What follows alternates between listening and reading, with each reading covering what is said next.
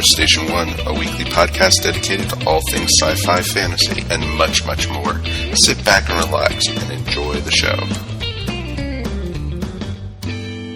Hey there, ESO people, and welcome to another episode of the Earth Station 1 podcast. That's right, folks. We've got a great one for you tonight. We are going to be talking all about Ant-Man and Wasp, Quantumania, the newest film from Marvel Studios.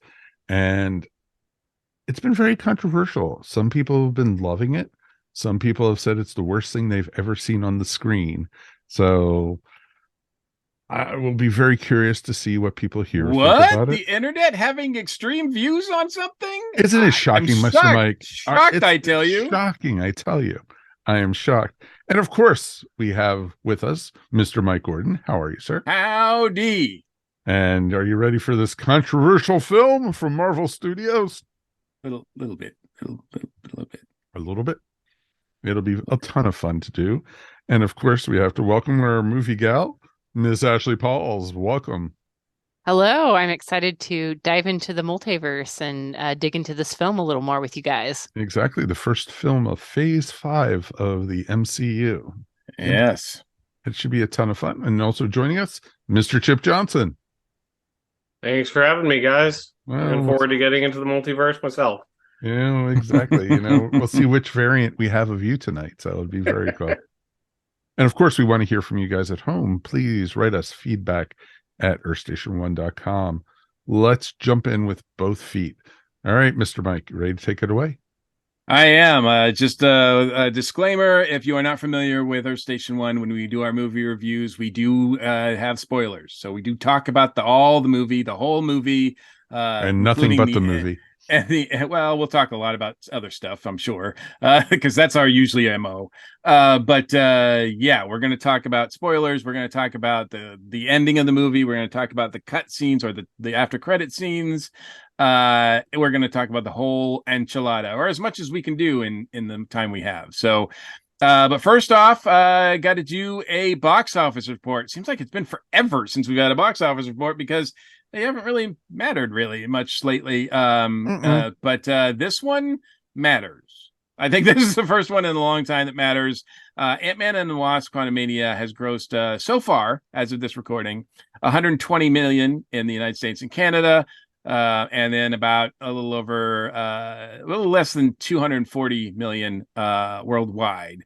360 million worldwide. So it's a better opening than the previous two Ant-Man movies. Might even be bigger than both of them opening weekends combined. It sounds like it.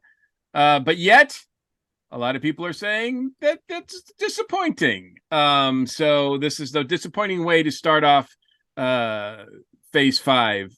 Before we get into the actual film itself, any thoughts about the box office and the release of the movie?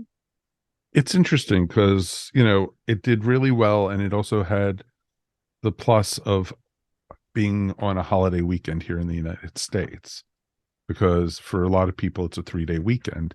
And so they were able to go see it today. And so that also helped the buzz because it did really, really well. It did 17 million on Thursday, which is really well in the United States for an opening weekend, to get it started. And then for it to continue through. And I know few people who've actually gone to see it 2 or 3 times already.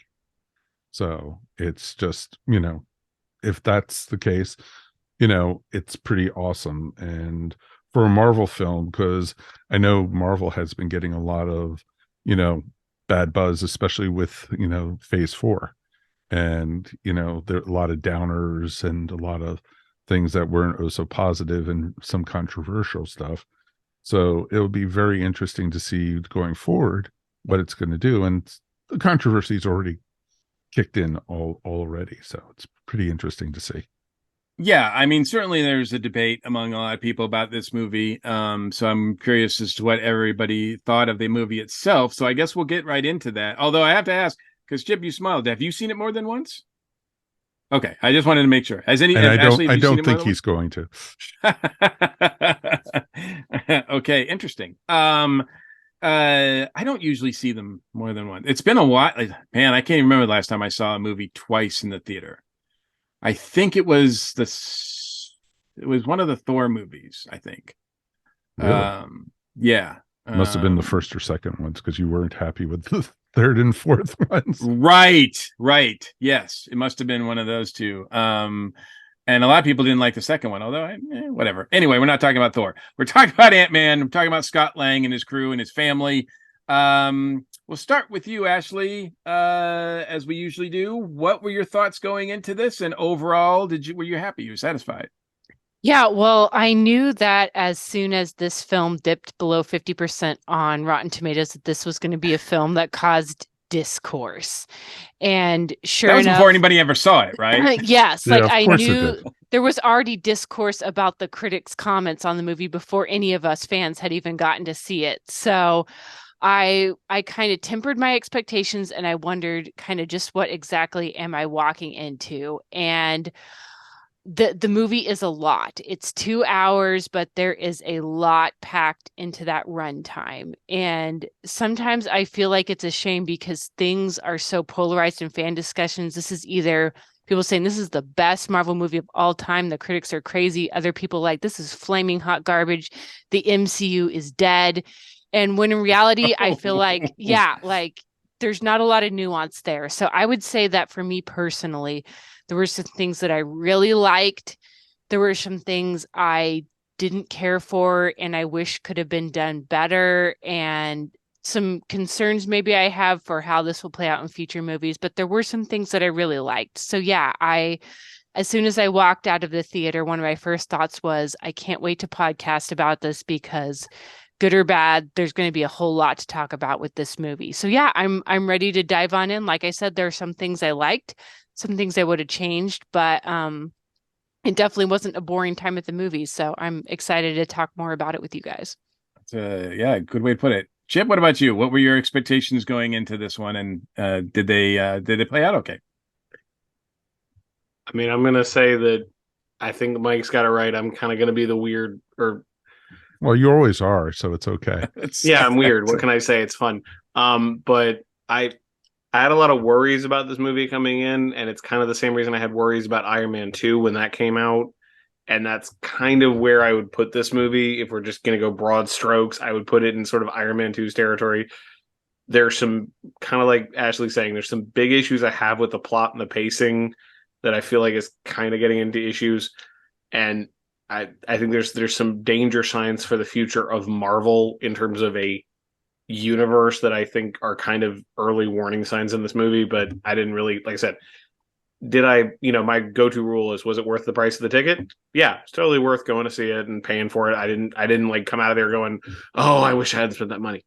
No, I enjoyed it. There were some issues and some things that I want to talk about. I'm looking forward to having fun. Yeah. You didn't come out of there going, okay, Marvel, we're done.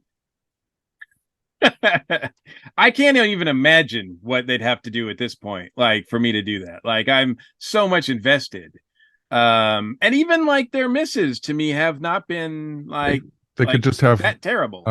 Tiki Watiti to be able to direct every single one of the Marvel films. If he replaces Kevin Feige, then we're in trouble. Yeah.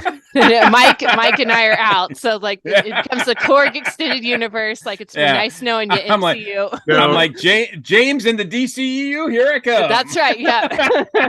It's going to be the end of the Marvel universe when he just walks out, flips the middle finger at everybody, and that's the movie for an hour and a half. Is just Taika Waititi flipping everybody off. Because he would do it if you gave him the right check for it. Yes, he would. Of course he would. Absolutely. Mike, what about you? What were your thoughts going in and coming out? Going in, I was skeptical. I saw what the Rotten Tomatoes scores were, but I also saw, because that, people going to see it, the audience score was 84%. And that was really good compared to, what the critics were saying. And a lot of times I go with what the audience says. And, Rotten Tomatoes, I gave up, giving it a lot of credit years ago anyway, especially when it came to superhero movies and such. And in a lot of ways, it was, a lot of the critics and a lot of other people are getting Marvel burnout. and superhero burnout in a lot of ways. And after the tastes that we got for some of the Marvel movies over the last year and a half or so, and some of the TV shows, which I don't hate any of them, but they weren't as good as past ones, or what they did with the DCU, especially with with Black Adam. I liked Black Adam for the JSA, but otherwise, that could have been a movie I could have skipped seeing otherwise. But it was interesting to see, with Ant-Man, because this is a whole new phase. This is the next beginning of the next thing. And I like how they set the groundwork for this with Loki and everything, with, the guy, the one who was all watching, as they called him. And it was interesting to see how they were going to do Kang. And, I think Jonathan Majors was amazing in this film. He was the big shining point for this. And I'm looking forward to talking to you guys about it and everything. And yes, there are plot holes. There were plot holes you could drive a truck through in this movie, or you could put giant-sized Ant-Man through those holes if you want to do it that way. There you go. But it was fun. It was a great time, and I didn't walk out of the theater disappointed at all. And especially with those end scenes and everything. And, being a comic book geek from way back, I knew who all those characters were, and it was pretty awesome to see. Yeah, I must say I'm not my Marvel knowledge is not as deep, especially when it comes to Kang and all of that stuff. Although I've been doing some reading and talking to some folks about some of the references in here, some of the ones that went right over my head. And in some cases it doesn't matter, right? Like, because the MCU has proven that they'll take from the comics, but they are not afraid to do their own thing, and sometimes for better or for worse. I went into this pretty open-minded. Just to me, it's like in Kevin Feige we trust. Like, I just don't like, if I go to a Marvel movie or watch a Marvel show, there might be certain degrees one way or another, but I'm going to have a good time. I'm going to have a good time. The quality is going to be good. The action and everything like that, there's going to be some highlights. There will be some low points too, and every single one of them, it's just a matter of which ones I subscribe to or which ones I don't. So Peyton Reed did the second Ant-Man movie, and I liked that one enough, so I thought he was perfectly competent to do this as well. I understood, though, leading up to this was going to be a bigger deal, a bigger, like the other Ant-Man movies seemed to be more like heist movies. Like, they were just like, this is Marvel's heist movie type of thing. Mm-hmm. Whereas this one was not going to be a heist movie. This was going to be more in the vein of, I got to give our good friend Bobby Nash credit for this, because he really hit the nail on the head when we were talking about it. He compared it to like the Flash Gordon. Whereas I totally get that. I totally get that. Going into a strange universe, you've got Ming the Merciless, you've got the rebels, like you're getting caught up in all that. Like, that fits this movie. That template is over this movie. Which is a different thing for Ant-Man. You've got 5 leads in the movie instead of just 1 or 2. Like, it's called Ant-Man and Wasp, Quantumania, but it should be like Ant-Man and Wasp times 2 plus 1. Like, it's just because it's like they all get equal time, but they all take snoozes every once in a while too. There's times you forget Hank Pym is in this movie, right? And the times you forget Janet's in this movie. There's times you like everybody disappears for a little while they can build something else. So there's a lot, like Ashley pointed out, there's a lot going on. There's a lot of characters. There's a lot of balls in the air, and some of them drop on the floor and roll away, and we'll never want to see them again. But others are pretty good. So I had a good time going to see this overall. But I do acknowledge that, yes, it did have some issues. And I don't know if, to me, none of them are franchise threatening. I certainly don't feel like, I do feel like a lot of people who like are say like you, Mike, not to single you out, because I know that a lot of people say that there's superhero fatigue or comic book movie fatigue. And I don't think that's Marvel's fault. I mean, sure, they're giving us a lot of product, but I think it's all good quality product. You know, it's the others that are kind of like tainting the water a little bit. And if people are tired of seeing it, then maybe they need to take a break. I mean, maybe there's just that seems like a thing on them rather than on the franchise. But that's my thoughts on that. There's a thing called freedom of choice. You don't have to go to the movies. Right. I mean, Marvel does kind of like, though, like let you know that this is the start of phase 5. If you want to know what's going on to lead up to the big Avengers movies, then you're probably going to want to watch these because they're going to matter. And this one certainly matters because it introduces what everybody feels is going to be the big bad of this whole run, right?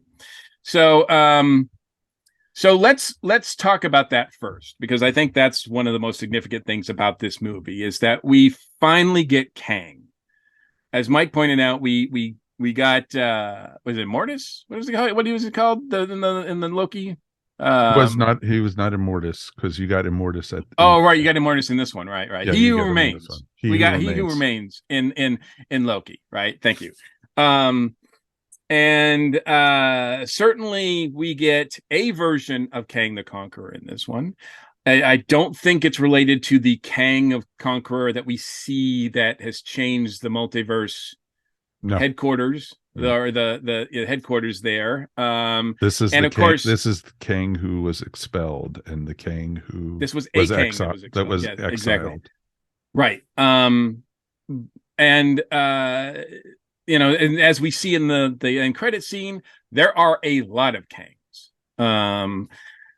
To me, the problem with Kang is not Jonathan Majors. Jonathan Majors is proven that he's more than capable of playing every single version of Kang and variant that we can come up with, right?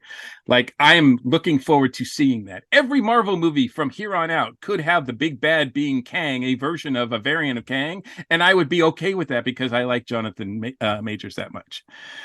However, the thing with Kang is that he is tied in with the multiverse, and he's tied up with time travel. In the MCU, they're one and the same, because a multiverse is created when the timeline changes, right? Correct. So it's not like there's multiverses that were just all created at once at the Big Bang or whatever. No. There's like every time somebody makes a choice at a certain part or whatever, then their variant is created, and there's another multiverse, and there's another multiverse, and so we saw that He Who Remains was trying to clean it all up. Well, now we know that things are in chaos again. So we've got all these Kangs, and that's really hard, because I never felt like in this movie I knew what Kang's ultimate goal was. I couldn't really understand him. Like with Thanos, you knew what he wanted to do. It was very simple. This is really a little bit more complicated, and so I think Marvel's got their work cut out for them, trying to convince us and trying to get behind or against this guy, because it's a little bit more, it's a lot different. Ashley, you're nodding. What do you think about that? Yeah, my thoughts are pretty similar. I mean, coming into this movie, Jonathan Majors was the reason I was most excited, just because, like, what a chilling, compelling, magnetic performance from Loki. And so I was like, I can't wait to see this guy perform on the big screen. And again, like, what an amazing performer. He was great. His scenes with Janet are just amazing. Like every time he wasn't on the scene, I was like, can we have Jonathan Majors again? So as much as like I adore you, Paul Rudd, and everybody else, but like he was great.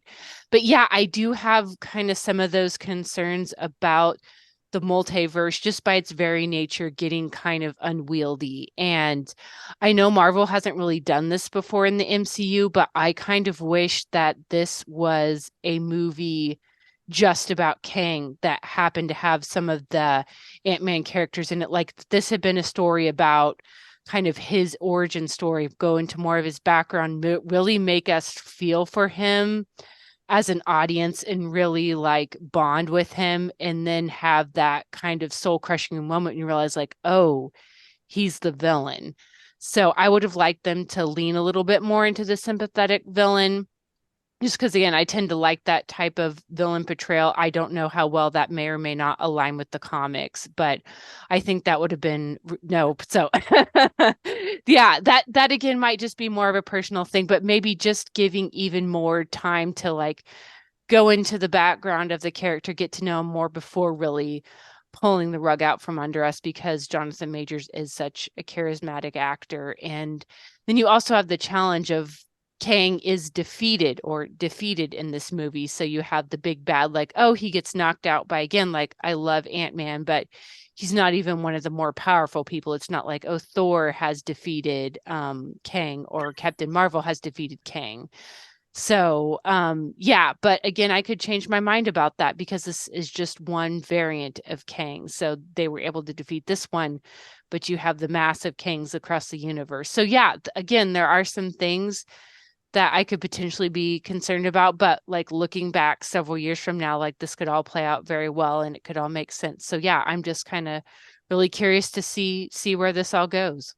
You kind of And they got have the his leeway. origin, though. Also, though, you did get his origin in Loki, and and so you have that, and he, when he was explaining it in Loki, he's like, I'm the easy one. What's coming is, going to be so much more worse than what you are. And then even Kang in this movie says, if you defeat me, that all hell is going to break loose. I know what's to come, that I was going to protect everybody from. And so he was kind of laying his game plan out throughout this movie. And so it wasn't that unexplained.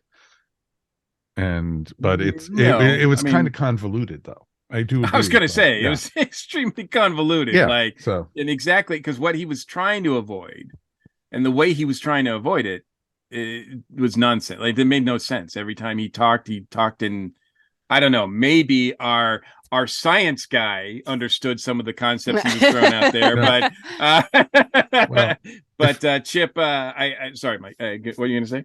No, all I was going to say is, it was kind of explained, like when Janet, which was really silly, when she touched the power source and she was able to read Kang's mind all of a sudden and see what he was really about.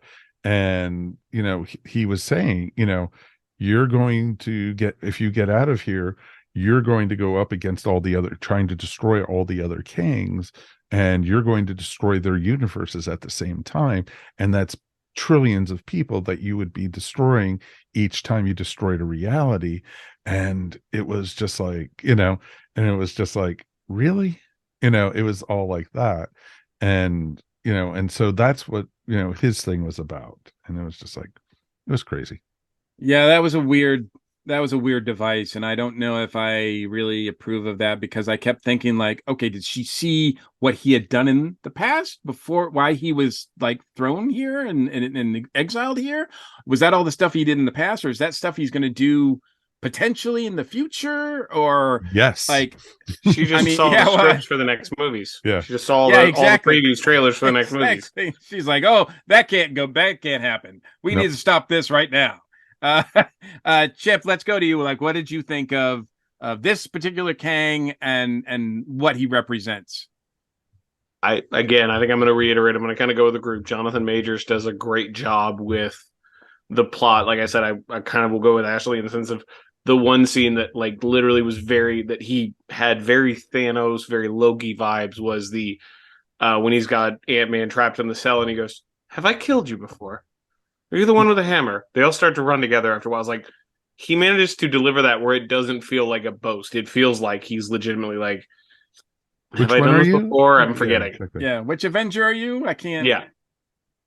Though I will say, I kind of have to go against Mike with this in the sense that if you haven't seen the Loki TV show, this makes his origin makes almost no sense. No, I agree completely. If you have not seen Loki, you are lost with this character.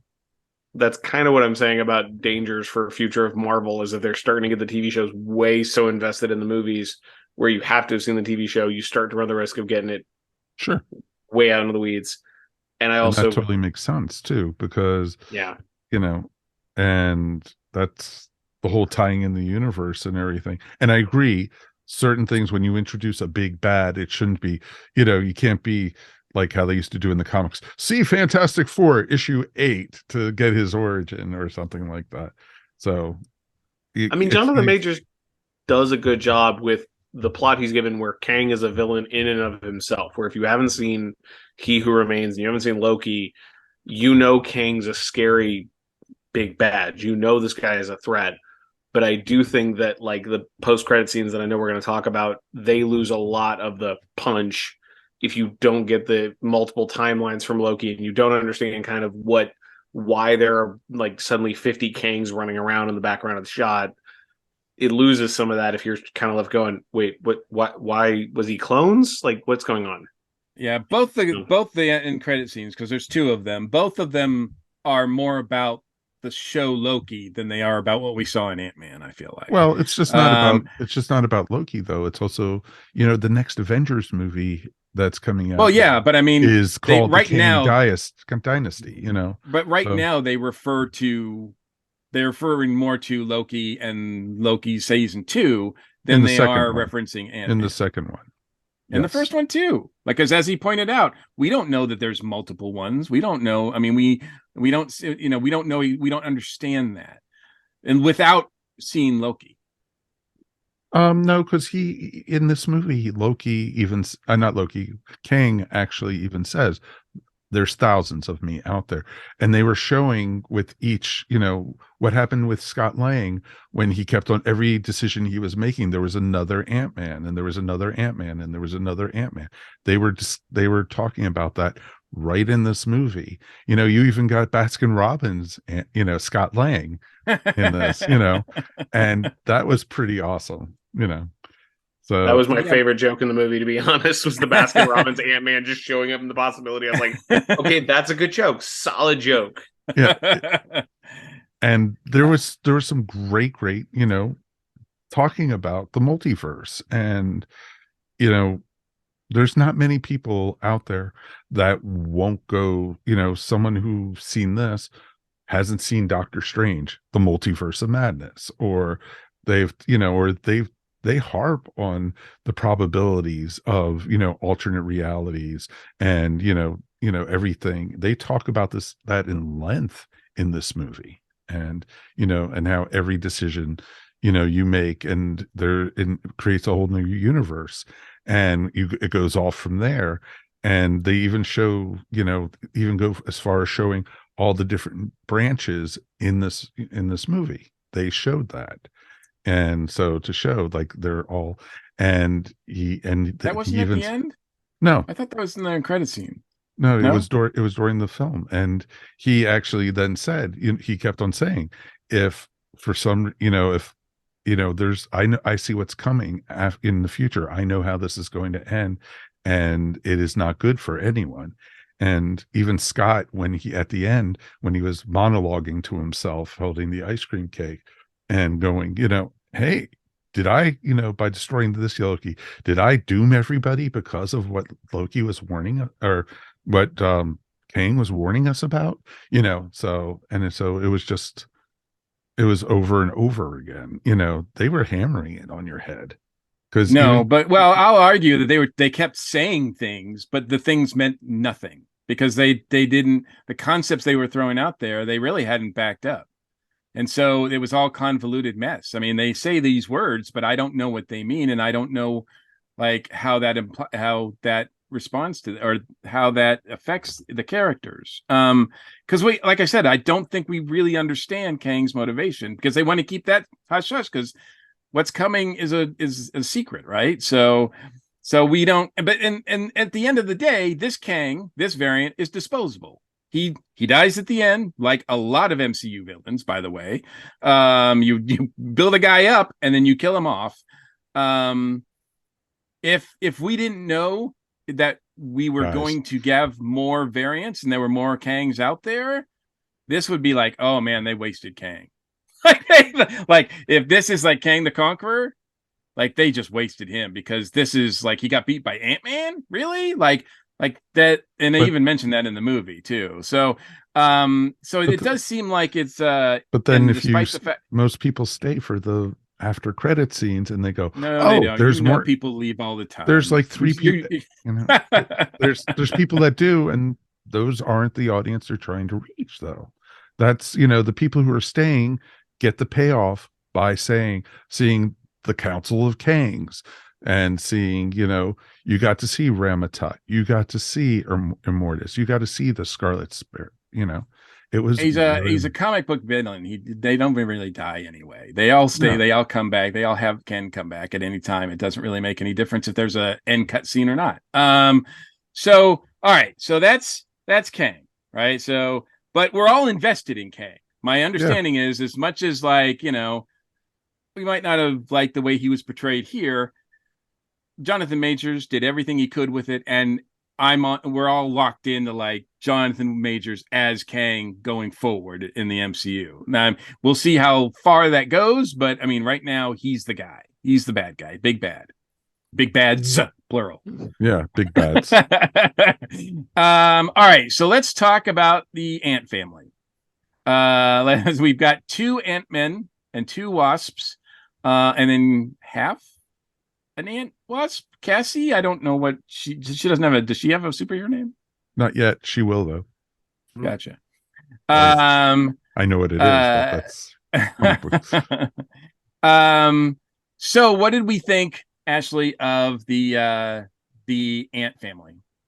Yeah, it was kind of cool. I like anytime these type of movies delve into the idea of family or legacy, and it was cool to see multiple generations. I would say my other favorite character besides Kang was Janet. I thought Michelle Pfeiffer did a really good job, and it was cool to see an older female character have a really meaty, cool role in one of these superhero movies.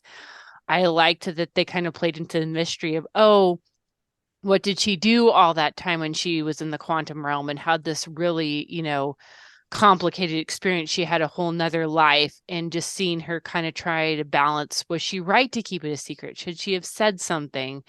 And just the guilt that she realized, I thought I was helping this guy, but I really maybe have just unleashed the next supervillain, like the next Thanos on the multiverse. So I really enjoyed seeing the complexity with her character and seeing her get an expanded role. And I have to laugh again, almost as much as I love Paul Rudd, I felt like he was kind of overshadowed in his own movie some, just because there were so many characters and so many different things going on. But do you think that was a good thing?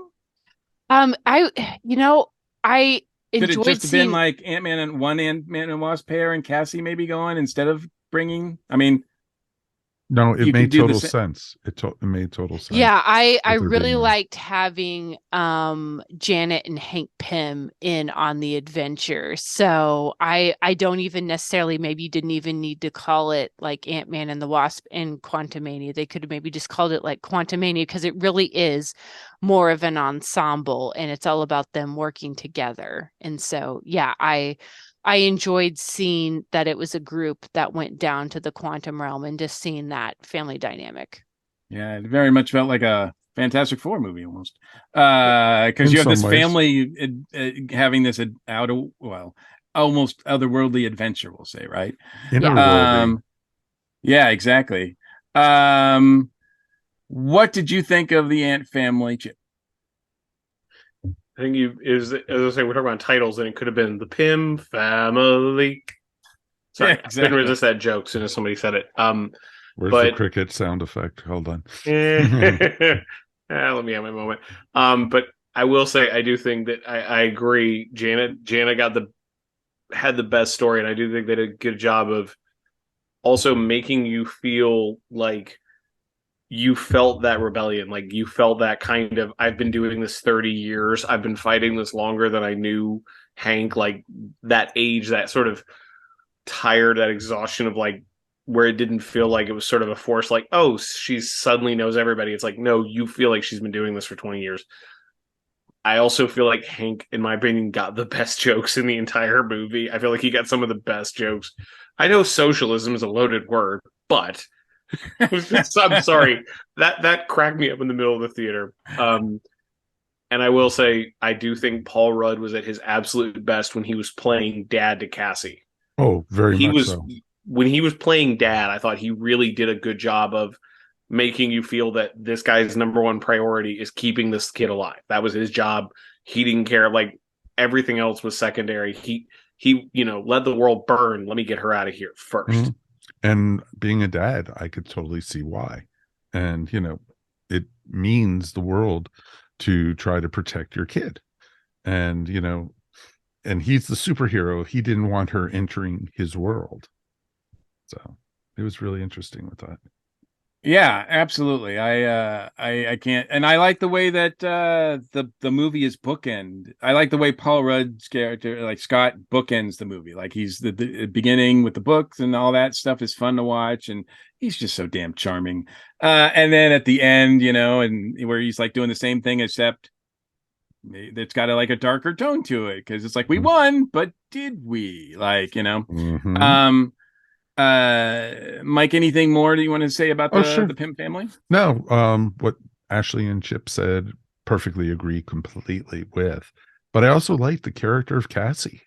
They could have made her like the spoiled brat. Now, this is a new actress, right? Yes, they didn't. Okay. They recast her for this role, and that's good. I like the other actress, but I didn't mind this one. I thought she worked really well. The chemistry between her and Paul Rudd was awesome. I don't know why they replaced her, but wibbly wobbly, timey wimey stuff. Who knows? Or Hollywood agents, they get in the way too. So, but it's interesting too because they could have gone down such a bad path with her, and they didn't, and that was awesome. And I like how oh, I have a costume too. You have a costume, that was pretty awesome. And it was interesting too, because when she was in jail, they mentioned a certain terrorist organization that she was helping to support, trying to get free homes and everything. And, for the homeless and for the displaced and everything. And that was right out of Falcon and Winter Soldier. That was that same organization. So it was kind of cool to see that little tie-in and wink, wink, nudge, nudge there. And with that, and then I loved when she started using her powers and using the pin particles. It was pretty darn amazing.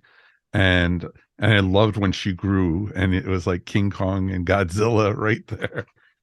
It was pretty awesome. It was a great visual. It makes me wonder, can Hope not do that? Because she's never done that, right? She hasn't in the movies, but she has in the comics. Well, right. Janet and it's like has, I kind of think like that visual of having all three of them like giant just wailing on like would have been awesome. But I feel like out of the five, I feel like Hope, even though Wasp is in the title of the movie, it's not the Wasp that we spend most time with is actually Janet rather than Hope. And I think Evangeline gets kind of a short shift in this one. I think she doesn't really do a lot. She pops up here and there every once in a while as needed, and of course at the end she kind of pops up there. She kind of saves the day at the end. Well, yeah, but I don't know if that was earned. In fact, I'm going to suggest that I don't think it was earned at all because they had set it up that Janet should have been the one. Janet kind of disappears in the third act. Like she's like not there. And I'm like, this is her story that we're telling. Like she should be the one to help like defeat this guy. And yet she's nowhere to be found.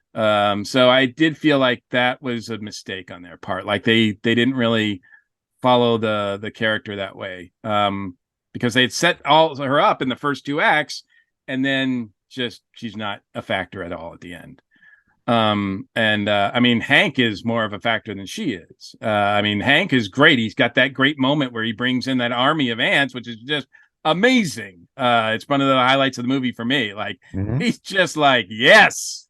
All right, so that's what we feel about the ant family and other characters. I have to go to MODOK, right? Oh, MODOK was fun. MODOK is in this. I'm going to say right out, I'm just going to flay it flat out. I did not care for MODOK. It's not that I don't like him as a character. I've seen him in the comics. I think he's funny. I know that he's shown up in Agents of S.H.I.E.L.D. I know he has his own animated series on Hulu. I don't think either one of those are MCU, so this is a totally different. Like, MODOK is shoehorned really badly into this movie. Like, my understanding is that MODOK is not an Ant-Man villain. No, he's not. Nor is his story anything like it is here. Nope. And I also felt that when the mask comes off and we see his face, Darren Cross's face, Darren. I mean, it's a funny joke where they're all like Darren, but I thought the CG looked awful. I just thought that this looked like it looked the worst thing I've ever seen in any MCU movie.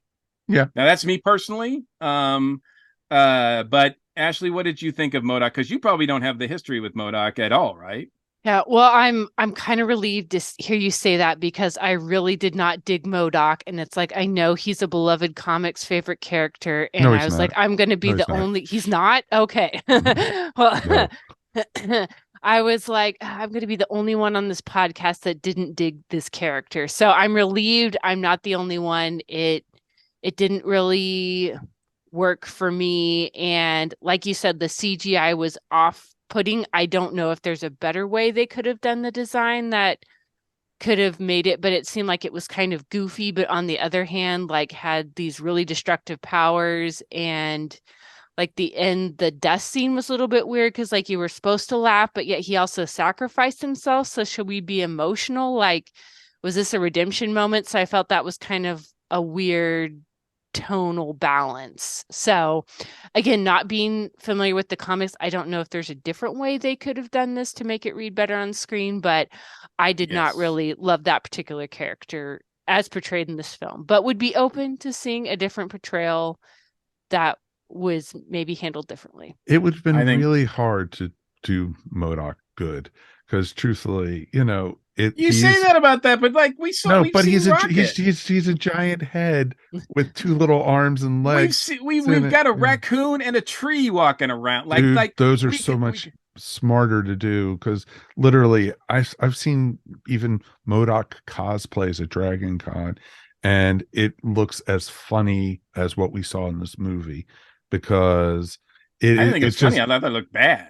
No, it was funny to see. It was so bad it was laughable and everything.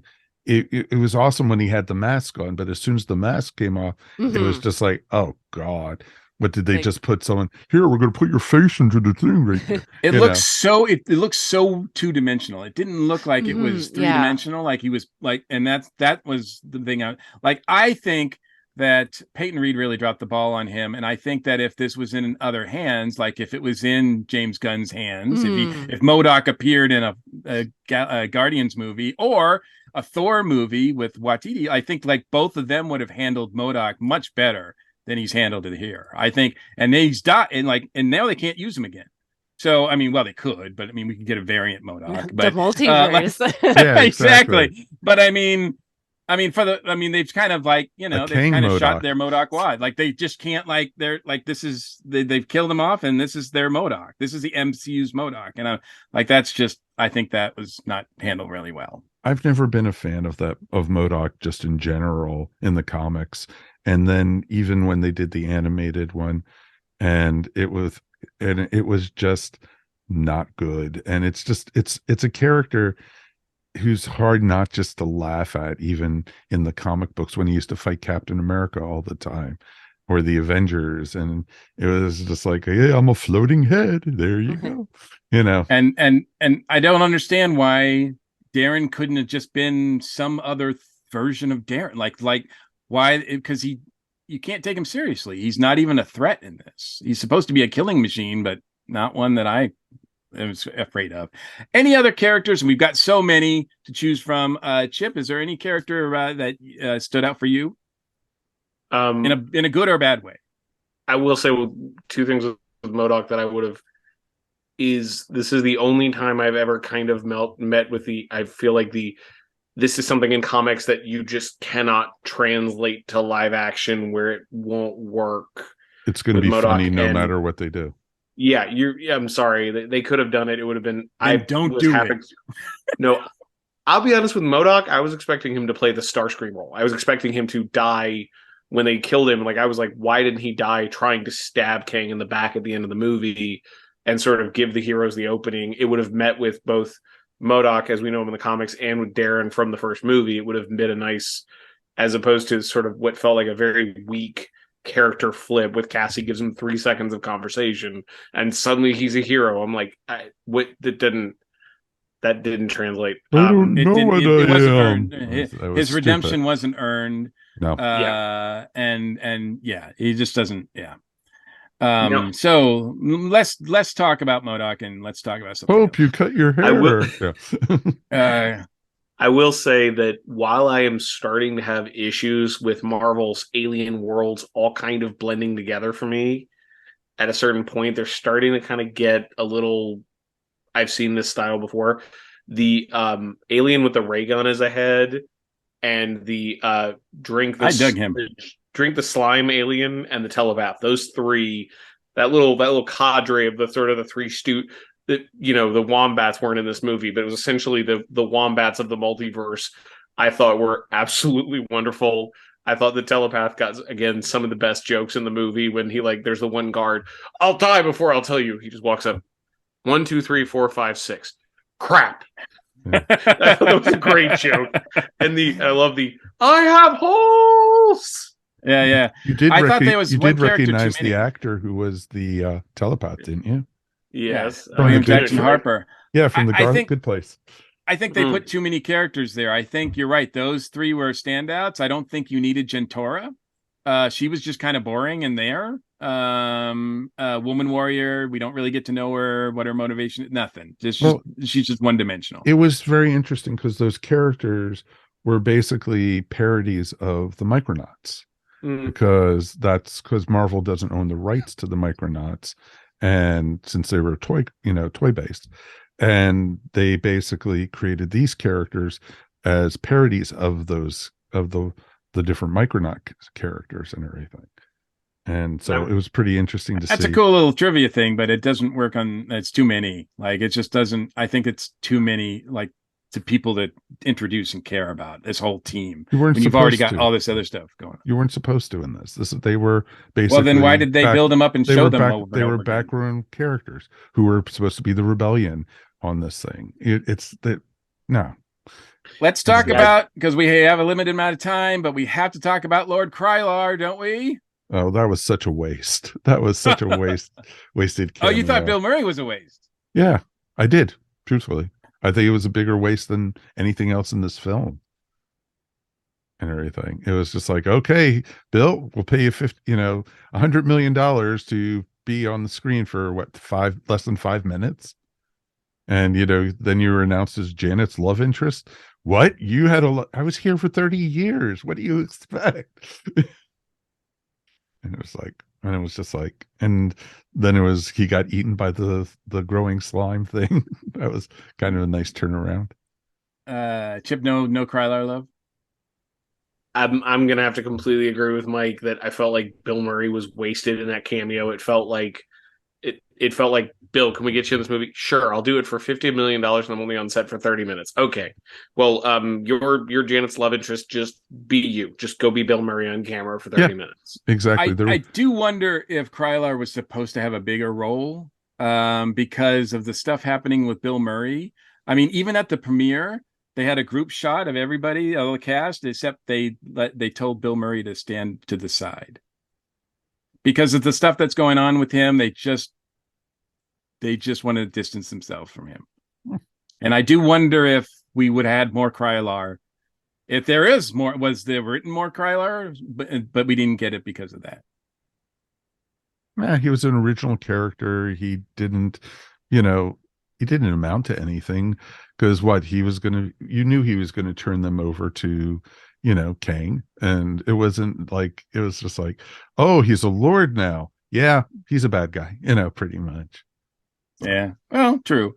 All right, so don't have time to go into much more about the movie itself, but I do want to just, Ashley, what does this mean going forward for Phase 5 for you? This is the beginning. Is it off to a good start?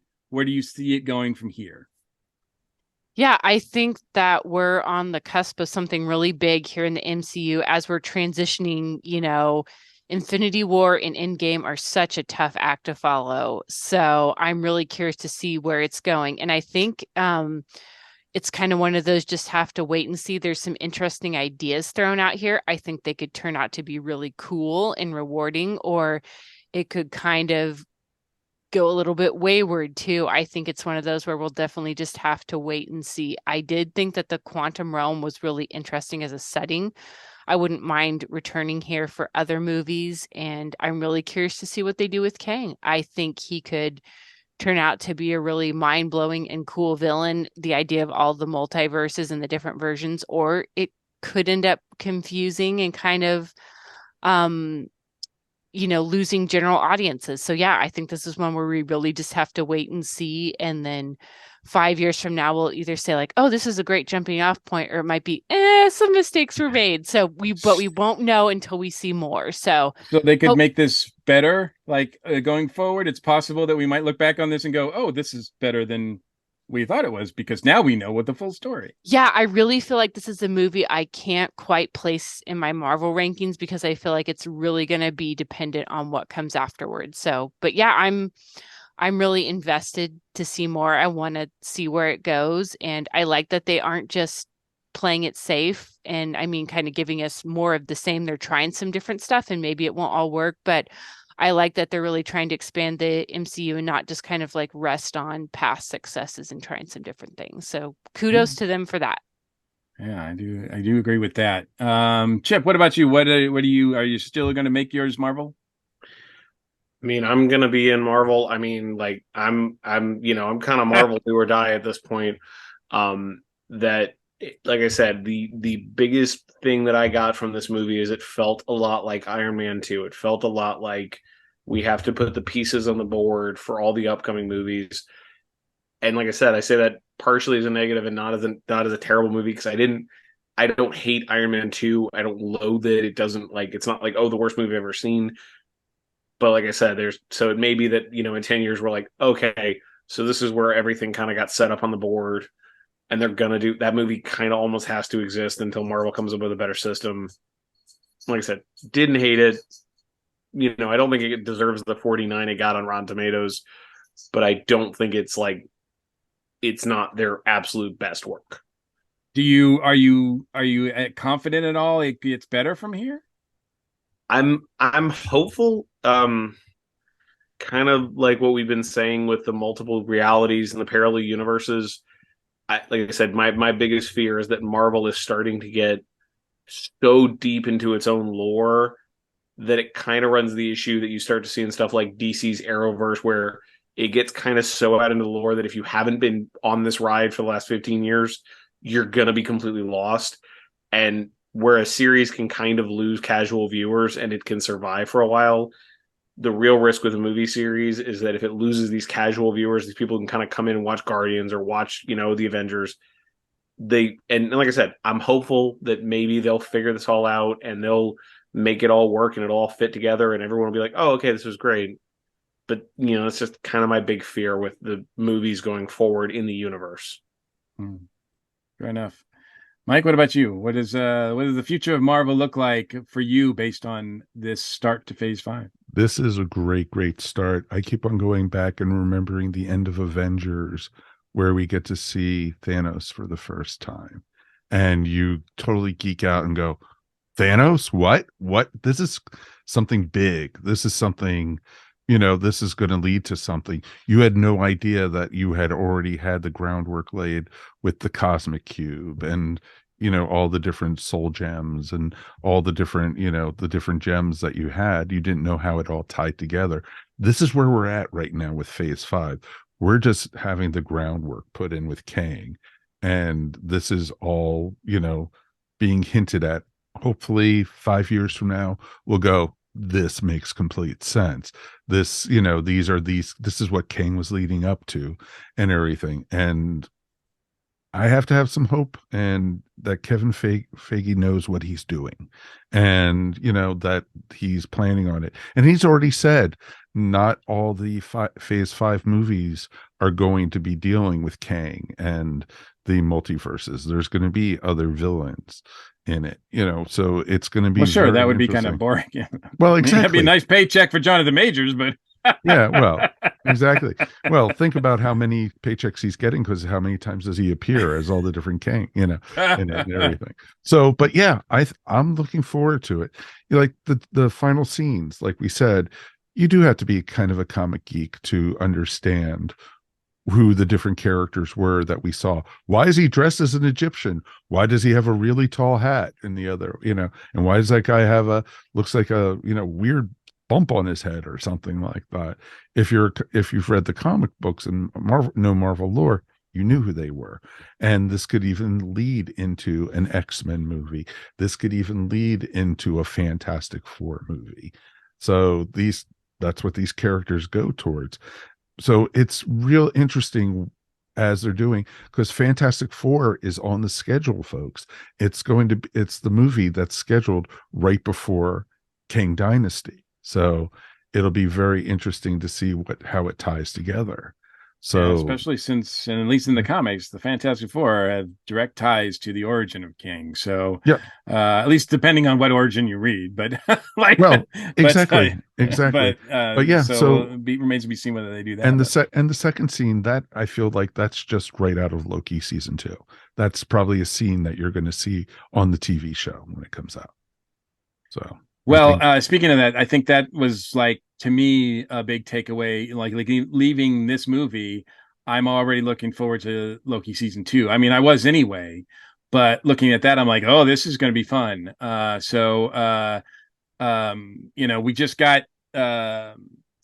got Majors in, like, the last little bit of the first season, but maybe we'll get him, like, all the way through the second season. That's going to be awesome.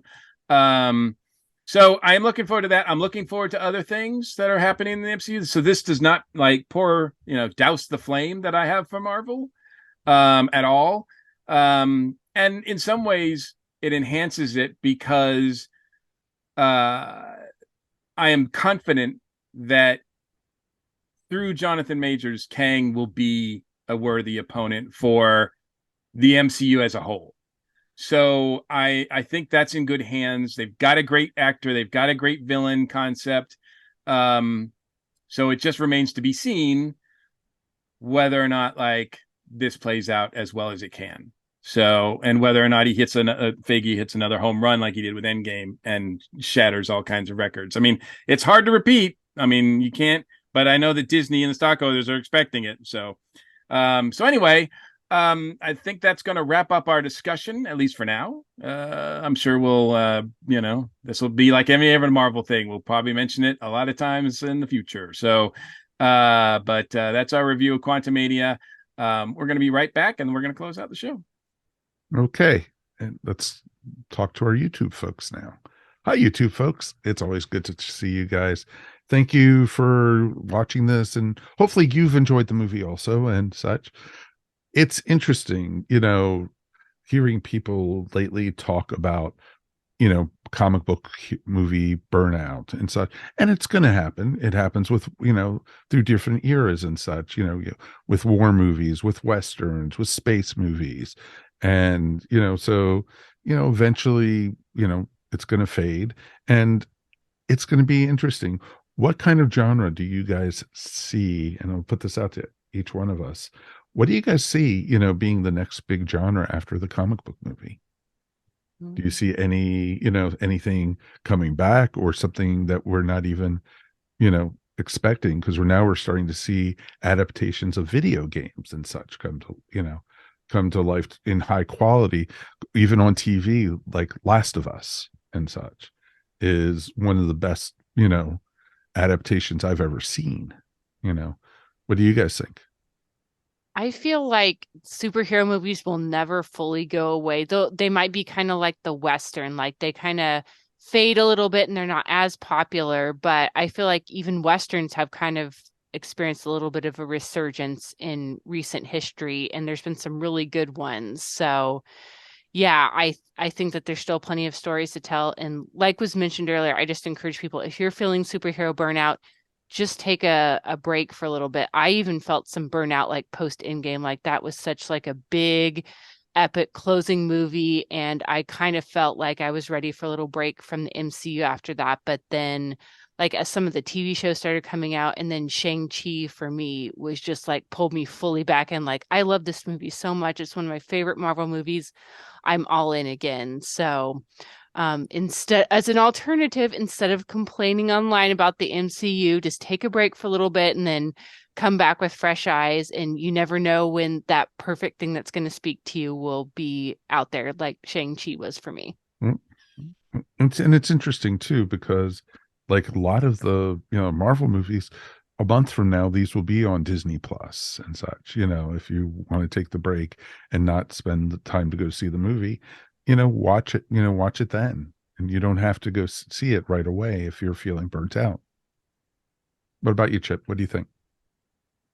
Like I said, I don't have full on Marvel burnout. I think, like I said, I agree with Ashley. Shang-Chi definitely got me some post Endgame blues.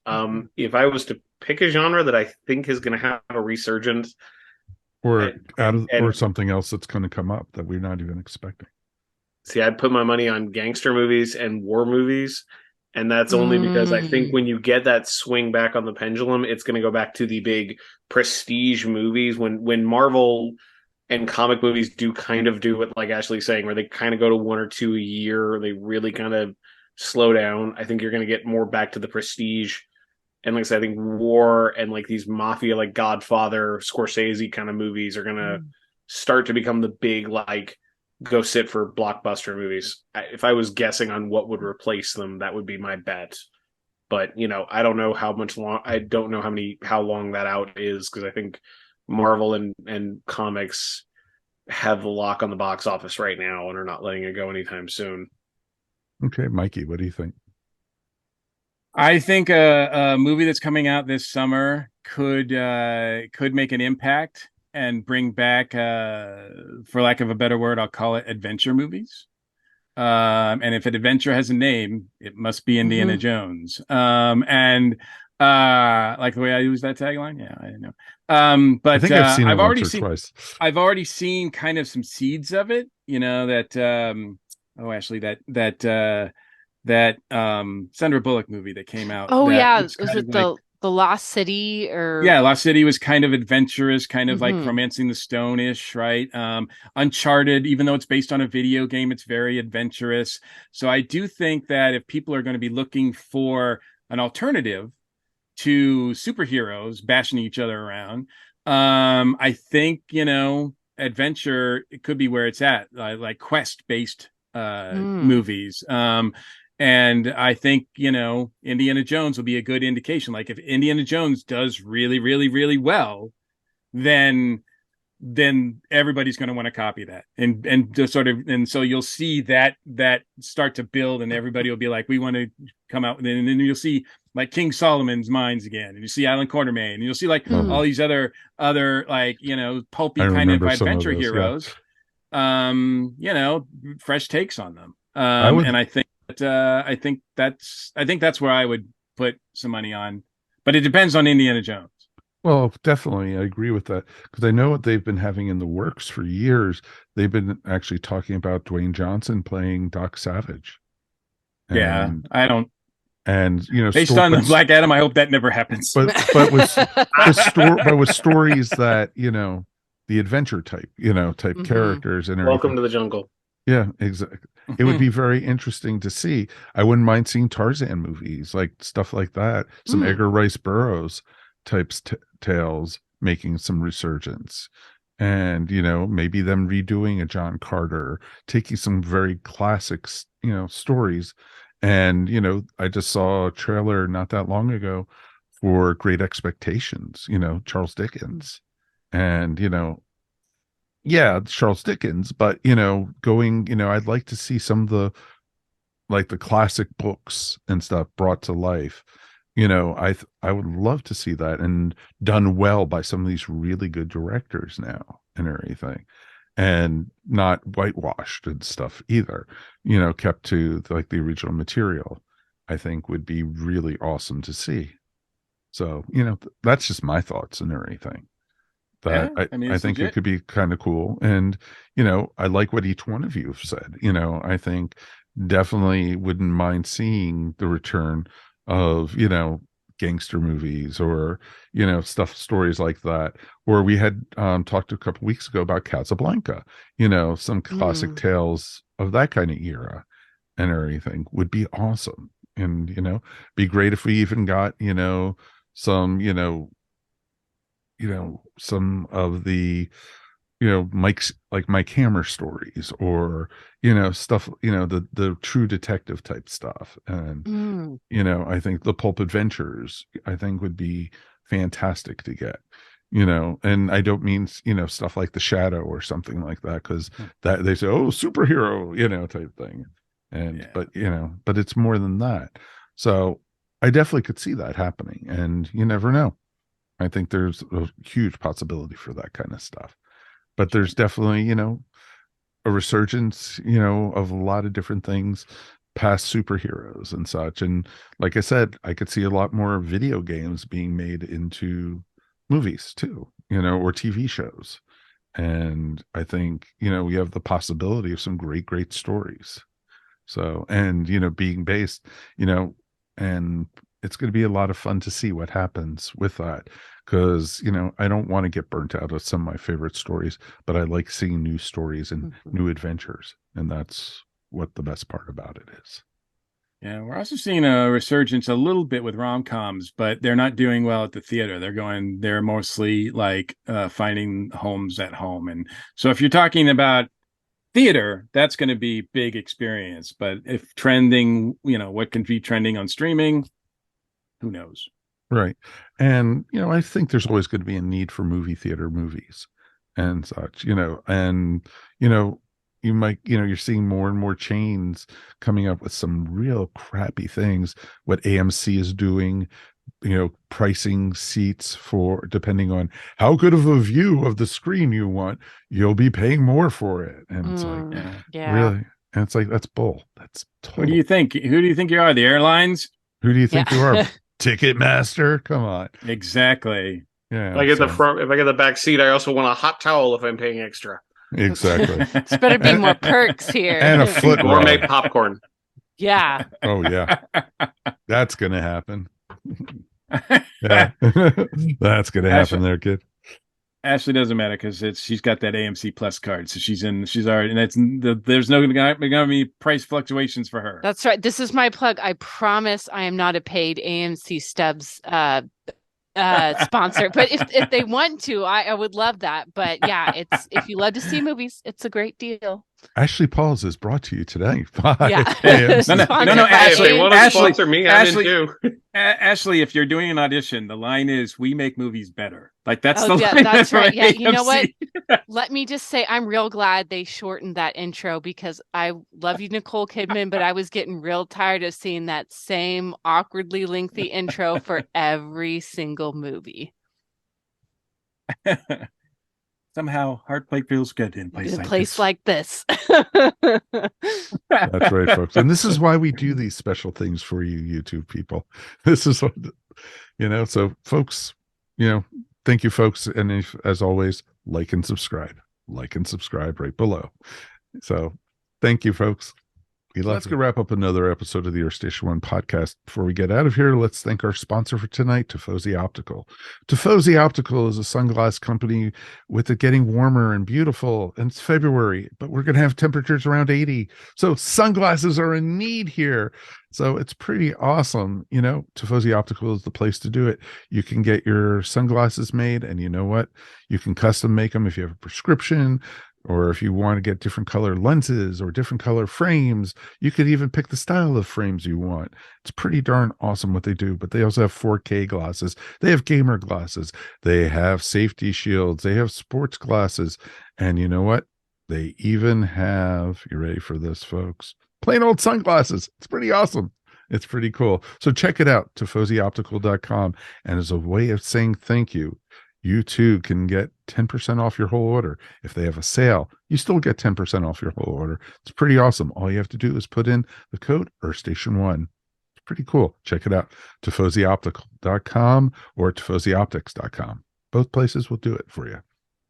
All right, that's going to wrap up another episode of the Earth Station 1 podcast. Let's thank our cast for being here tonight. Chip, thank you as always, sir. Thank you guys for having me. Anything you want to shout out about, sir? I'll do 2 personal shout outs tonight. One is, of course, for my wife. She's on My Crazy Nerdy Life on Instagram, TikTok, and YouTube. She's a big cosplayer. She just finished up a Rococo Beetlejuice. For those of you trying to figure out what that looks like, just think colonial look Beetlejuice, and you have a rough idea. You can find her on Instagram and TikTok. And she's working on a Lydia for me. So it's going to be Lydia if she was a male character in Hamilton. I'm on Instagram at Made Up Name Cosplay. I will admit my wife is way better about posting content than I am, so I'm still working out that rhythm. So, I'm still kind of new to getting daily content, but hopefully I'll get better about that and start posting some stuff. So sweet. And Ashley, as always, thank you. It's always a pleasure. Love talking about movies with you guys. Anything you want to shout out about? I just wanted to give a quick shout out. All Creatures Great and Small had its season finale on PBS last night. I'm not going to say that I had a few tears in my eyes at points in the episode, but I won't say that I didn't. So, but it's just a really great, heartwarming show if you love animals, if you love period dramas. So I'm always sad when another season ends, and my Sunday nights feel a little bit less cheery once it finishes airing, but it's well worth your time to check out. That is awesome. That is awesome. It was great. I got spoiled because we have the PBS app, and so you got to see it already. We got to watch it all at once. So they released it that way, and so it was a great season. And did they get to see the Christmas special yet? Or yes, yeah, okay. That's the one that possibly brought a few tears. So it was a good one. Okay, cool. Can't wait to get caught up. Oh yeah, and actually we're going to be doing I guess in about 2-3 weeks we're going to be doing All Creatures Great and Small. So it'll be a ton of fun to talk. I got to get on it. Yes, sir. You did, and we made it through another one, my friend. We did, and as always, it's my pleasure. Anything you want to shout out about, sir? I want to give a big shout out to friend of the station, longtime friend of the station, supporter Jerry Chandler. He always reposts it whenever we post anything about our shows, anything on the network, and certainly our podcast. Like, he's just been a great supporter of ours. And recently he made a post about some of the controversy, quote unquote, about Quantumania. And in his post, he said, I can't see it until Monday, but I was starting to have a hunch the critics and the audiences were going to split on this. Most of the critics I was seeing panning the movie were critics who have been predicting the death of superhero films or predicting superhero fatigue any day now since roughly the second Avengers film, which is why, excluding many of the fan critics I've started to follow, like ESO, Gruesome Magazine, White Rocket, etc., and focusing this sentiment on the professional career entertainment critics, my attitude for years now has been even more what it was back in the day. F critics. So damn straight. I'm happy that you included us in a group that whereas I don't know if I'd like to be a professional critic, but I'd like to know what I'd like for what we do to be more professional in terms of we could have a career, but I'll take it. It's a compliment, and I appreciate being mentioned with White Rocket. There are good folks over there as well, and Gruesome Magazine as well. So thanks for the shout out there, and thanks for the shout outs every week that you give us, Jerry. We appreciate it. We do appreciate everyone who does it, Jerry especially, because he's been with us almost from the beginning. Yeah, so absolutely. Cool. So and he hasn't got tired of us. What's up? I know. I don't understand that at all. I it's pretty get that, amazing, man. So, but thank you. We do appreciate it. Or as my wife says, I'm a professional bitcher, so it's okay. It's always a good thing to say.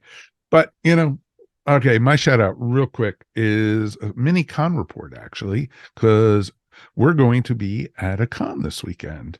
Sadly, Mr. Mike will not be with us, but we are going to be going down to Pensacola, Florida to Pensacon. And we are going to be doing 3 panels at the show. And if you haven't heard of Pensacon, it is a fairly large size 3-day con, Friday, Saturday, and Sunday. I think it starts with the 24th, 25th, and 26th of February. And we are going to be doing panels on Saturday and Sunday, so the 25th and 26th. We are going to be doing at 12:15 p.m. We are doing Doctor Who, Out with the Old, In with the New. And it's going to be talking all about, Jodie's last season. Maybe we'll spit on Chris Chibnall a little bit, and then talk all about, what's coming up with Doctor 14 and 15. So it should be a ton of fun, what we know, what we are speculating, and it should be kind of cool because Mariola will be there with me, and we'll have also a couple other friends joining us to be on that panel. Then at 5:15, we are going to be doing The Sandman from Pages to Screen. So it should be a ton of fun to talk all about The Sandman and talk about the comics, talk about the TV show. And I don't think we'll even scratch the surface because it's just so vast to talk about and everything. But it should be a ton of fun. And then on Sunday at 3 p.m., we are going to be doing So You Want to Start a Podcast. And we're going to be talking all about podcasting, what to do, what not to do. Try not to do how we did it, go out to do it the proper way. So there's tons of cool things about it and everything. And it's going to be a ton of fun. You can check it out, pensacon.com, and definitely look at their sites. They have some amazing guests there. I know they are going to have 14 different Doctor Who guests. That was part of the draw for us to go. And then they have guests from the world of Kevin Smith, the world of comics. They have tons of actors. I think Nick Frost is going to be there. Tons of folks are going to be there. It's going to be a ton of fun to check out. So please, if you get a chance and you see one of us over there, please say howdy. We would love to see it. We'll have some ESO swag to give out and such. We might have some ESO window stickers, postcards, just come by and say hey.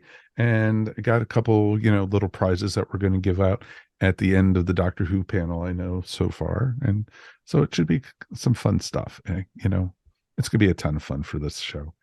And you could just definitely check it out. All right. That is going to wrap up the show for today. As always, we'd like to say thank you for all our crew for being here. Thank you at home for being with us. And of course, thanks for listening to the Earth Station One podcast. Always remember, we couldn't do this without you. If you want to support the podcast, please check out our TeePublic store and get some really cool ESO Network swag. You can find that up on top of the ESO website, on top of the Earth Station One website. There's just a link, and just go to TeePublic. Pretty cool stuff up there. Also, remember, if you want to listen to our show before the rest of the world, why not join the ESO Network Patreon? For as little as $1 a month, you can help support us here at Earth Station One. Check it out at www.patreon.com. We want to hear from you. Please write us anytime at feedback@earthstation1.com. Remember, you can find Earth Station One wherever fine podcasts are found. And now Earth Station One can always be found on video format on YouTube. That's right, folks. Please subscribe and tell all your friends about us. On behalf of myself, Mike Faber, of course, Mr. Mike Gordon, Ms. Ashley Pauls, and of course, Mr. Chip Johnson, thanks again for listening. We'll see you here next time on the Earth Station One podcast. Stay safe, hug your loved ones, peace, and we are done. Yay! Bye. See ya. You've been listening to the Earth Station One podcast, a show by fans for fans. If you enjoyed the show, please subscribe to our show up on iTunes or wherever fine podcasts are found. While you're up there, please rate us and remember to leave feedback. It would greatly be appreciated. And remember to tell your friends all about us while you're at it. Earth Station One is available on most social media sites where you can join some really great topics or chats. Help support our show by shopping through our Amazon.com link or purchasing very cool ESO Network clothing and merchandise at our TeePublic store. Links to both are found on the top of our ESO Network webpage. Become a patron of the ESO Network by backing us up on Patreon for as little as 25 cents a week. Go to patreon.com/ESO Network to sign up. We want to hear from you. Please write us at earthstation1@esonetwork.com or call us at 404-963-9057. Thanks for listening, and we'll see you next time here on the Earth Station 1 podcast. Peace, and we're done.